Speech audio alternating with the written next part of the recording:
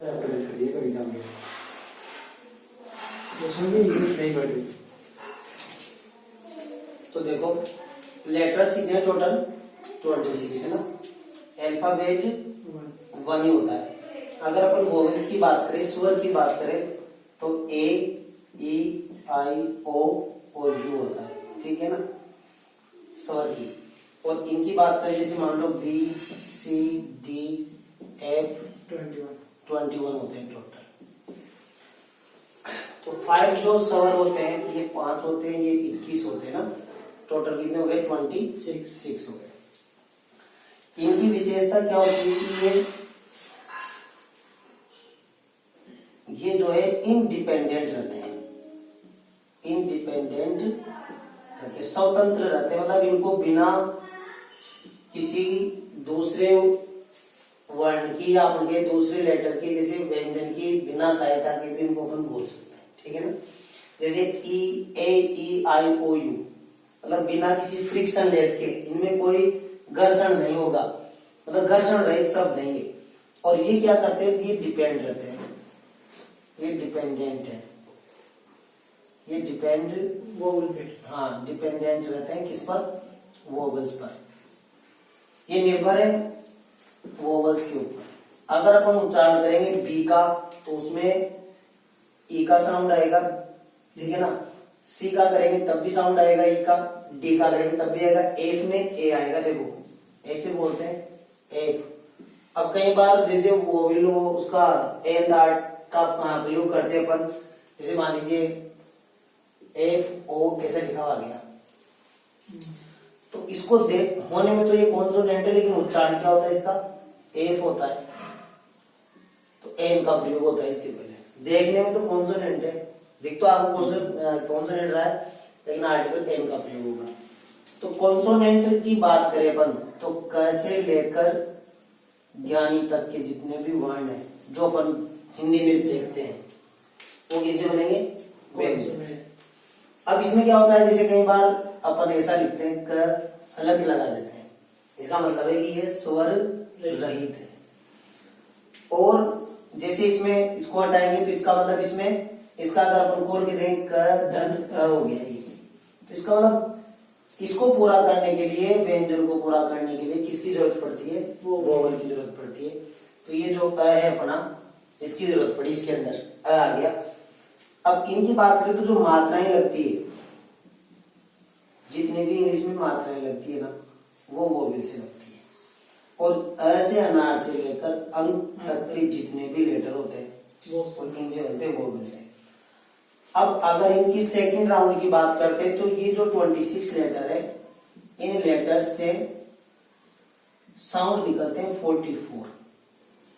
इनमें मतलब 26 लेटर से साउंड कितने हुए, 44।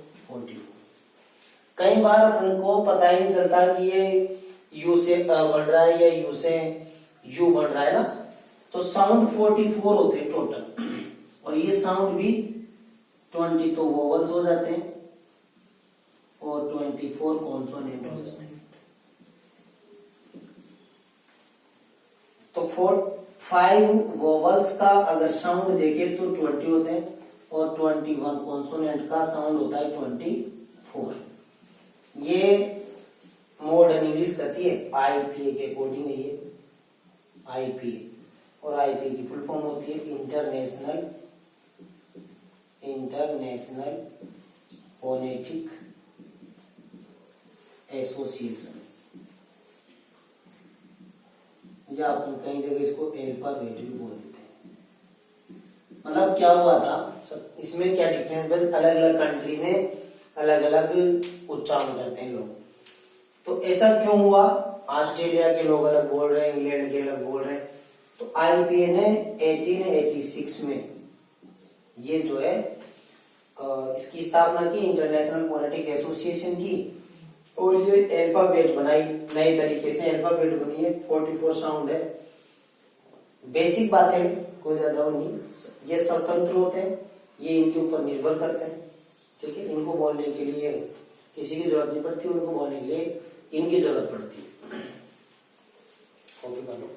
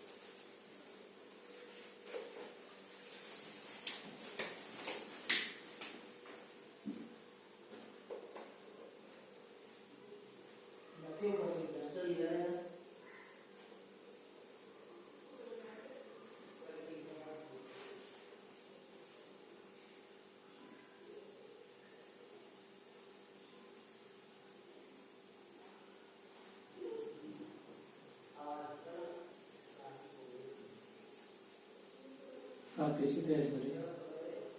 एसएससी के अच्छा 20 को पेपर एसएससी में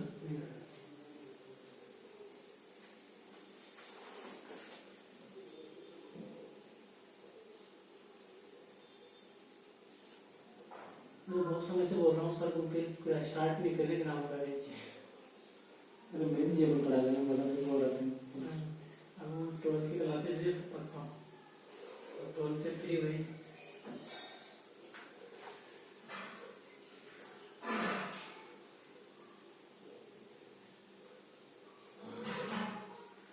फिर जयपुर से आए हैं छुट्टी दे रहा है मैं सर्विस करूँ विशाखा अब क्लास दे दी होगा कंटिन्यू मैं चले जाऊँ 10 तक रहूँगा बस 10 तक छुट्टी मेरा 12 को मैं ज्वाइनिंग है फिर मैं 19 को पेपर है मेरा।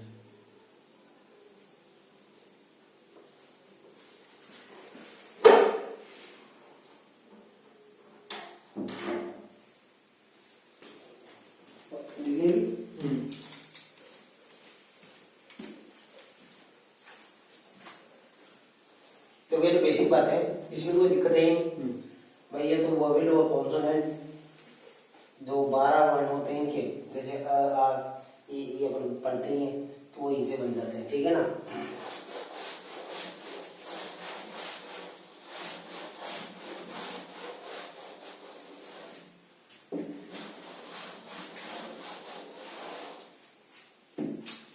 लेटर से बड़ी यूनिट आती है word.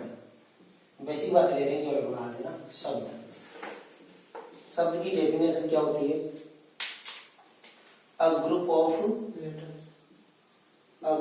Letters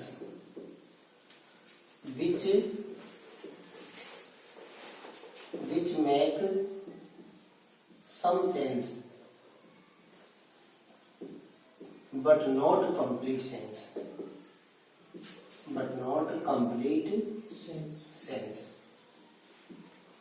A group of letters which make some sense but not complete sense, मतलब वर्णों का वह समूह या वह मेल जिसका कुछ अर्थ हो लेकिन पूर्ण अर्थ नहीं हो। शब्द जो होता है वर्णों का समूह होता है। अब जैसे मान लीजिए अपन ने, इसकी कंडीशन क्या है कि एक तो इसमें इसका मीनिंग होना चाहिए और सेकंड इसमें एक वोवल होना जरूरी है, स्वर होना जरूरी है, ग्रुप भी होना चाहिए। जैसे मान लीजिए कई बार अपन लिखते हैं, जैसे RWM रूम लिखा आपने, तो रूम का अर्थ हो रहा है, रूम का अर्थ है, रूम का मतलब कमरा होता है, लेकिन इसमें देखो वो भी जरूर आ रहा है। शब्द की बनावट जो होगी, कॉन्सोनेंट तो आ रहा है, साथ में वो भी आना जरूरी है। एक शब्द में प्रत्येक शब्द में वो आना कंपल्सरी है। तो फिर नहीं आपको जब आपको म्यूजिक लाई है करवा देते ना। जैसे रूम का अर्थ कमरा हो रहा है, लेकिन अगर मानो मैं इसे लिख दूं PQRS, अगर PQRS लिख रहा हूं तो इसका अर्थ थोड़ी ना हो रहा है, ना तो इसमें कॉन्सोनेंट है, सॉरी ना तो इसमें वोवेल है और ना इसका अर्थ है। ऐसा नहीं कि अपन ने वर्णों का समूह कर दिया और उसको शब्द कर दिया।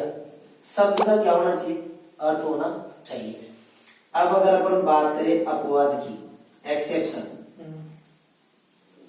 अगर अपन अपवाद की बात करें तो जैसे कई बार ऐसे वर्ड आते हैं, जैसे ट्राई हो गया, ट्राई, फ्लाई, क्राई, हाँ ट्राई हो गया, फ्लाई हो गया, क्राई हो गया, ड्राई हो गया। अब इसमें तो वोवेल है ही नहीं ना भाई, AEIOU, ये इनका होना जरूरी था, अब इनमें तो है ही नहीं। फिर भी ये शब्द है, इनका अर्थ हो रहा है ट्राई का मतलब कोशिश करना है, फ्लाई का मतलब उड़ना है, क्राई का मतलब चिल्लाना, ड्राई का मतलब सूखना होता है।